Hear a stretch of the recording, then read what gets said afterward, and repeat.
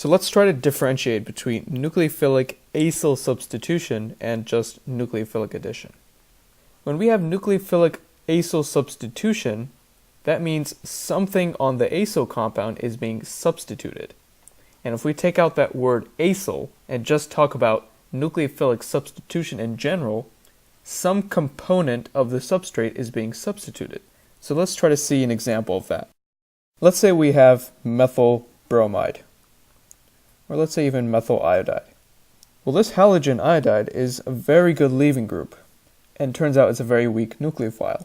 So if we react this with sodium cyanide, what we get is acetonitrile, where the nitrile group substitutes the iodide, and we form sodium iodide, which complex together. So that's an example of a single displacement reaction, and an analysis of how this mechanism works tells us it's a nucleophilic substitution. Now let's see what nucleophilic acyl substitution is. Well, the story is told by the structure of acyl compounds, which contain a carbonyl, and let's just keep this methyl group consistent, but we have some group here, R, where R cannot be hydrogen or an alkyl group. So an example of an acyl compound is an ester, for example, ethyl acetate. So acyl compounds are susceptible to substitution because of the presence of the leaving group. So in general, we could replace this R with L, where L is a non-hydrogen or non-alkyl leaving group. So in this case, this ethoxy group is our leaving group. And if we stick with our example of sodium cyanide and use that as our nucleophile, what happens is the lone pair on the carbon attacks the carbonyl carbon, which then forms a tetrahedral intermediate, which looks like this. Our carbon-oxygen double bond becomes a single bond, and we establish a negative charge here. On top of that, we still have our ethoxy group, and now we have our nucleophile, right here, our nitrile. Because this is a non-hydrogen or non-alkyl group and has the ability to function as a leaving group, what happens is that it works in tandem with this negative charge. If we reestablish the carbonyl, the potential energy of the system decreases tremendously, which means carbonyl formation is favorable chemically. So if our carbonyl regenerates like that, we can kick off this leaving group here, which then reestablishes our carbonyl sp2 system, but instead we have our nucleophile, which is established here, instead of the ethoxy group. Now what about carbonyl compounds? Well, we can use the same structure here, and instead of L, let's use R to write out a general carbonyl structure, where R must equal hydrogen or some alkyl group. So for example, let's use acetone here, where the R group is a methyl group. So even though it's minorly hindered in terms of steric effects, this is still susceptible to nucleophiles, just like cyanide. So let's use that same example and use the cyanide nucleophile, where the cyanide attacks the carbonyl carbon, which sends up electrons like so. And what happens is the attack of cyanide causes a permanent change in hybridization on this carbon here from sp2 to sp3. So we form this tetrahedral intermediate where the oxygen takes on a negative charge.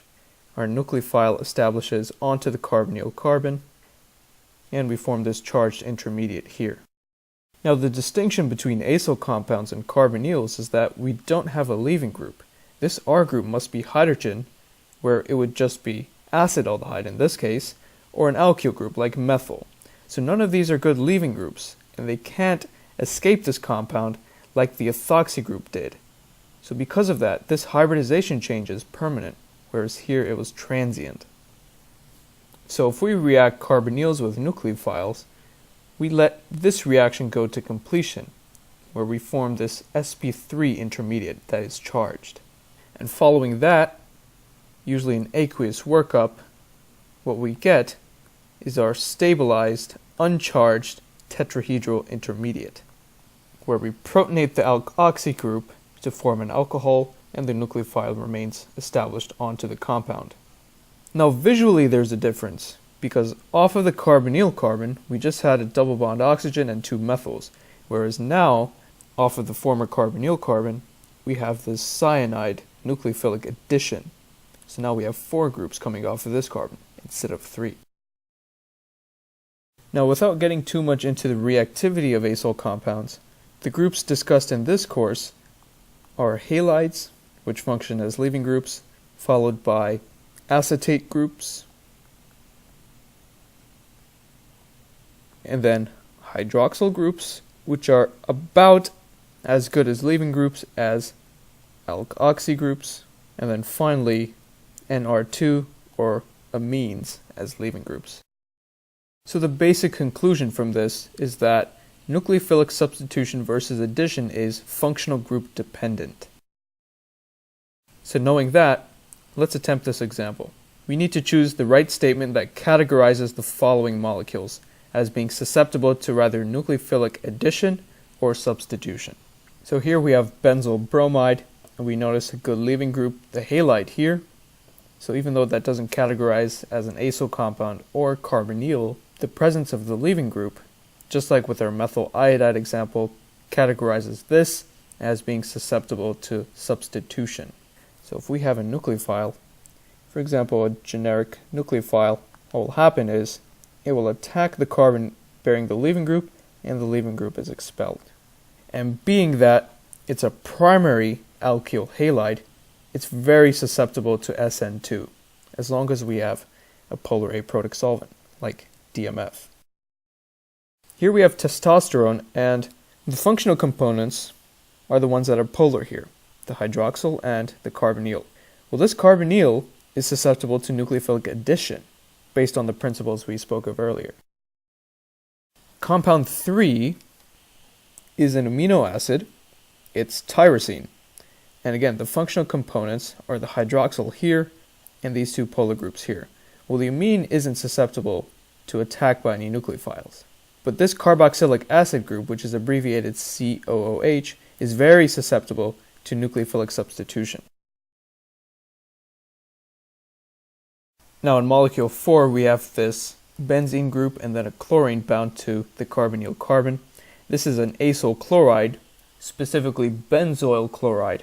So immediately we see a very good leaving group relative to other acyl compounds, and for that reason this undergoes nucleophilic substitution. Now the last molecule looks a little weird, but if you look at the functional group, it's an anhydride, where we have a central oxygen being flanked by 2 carbonyls. Now anhydrides are also very reactive, and if we just look at the general scheme of anhydride reactions and stick to our cyanide example, what happens is without any sort of activation of this carbonyl, the anhydride is reactive enough such that cyanide could come in, attack one of these carbonyl carbons, and send a pair of electrons up. What happens from there is we form this transient tetrahedral intermediate where cyanide establishes itself off of one of the carbonyls, and here is one of our leaving groups here, the acetate group.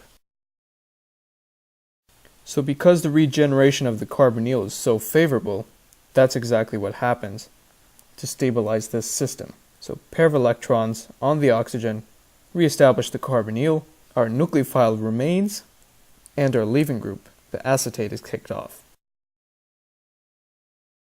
So anhydrides, just like other acyl compounds, are susceptible to nucleophilic acyl substitution.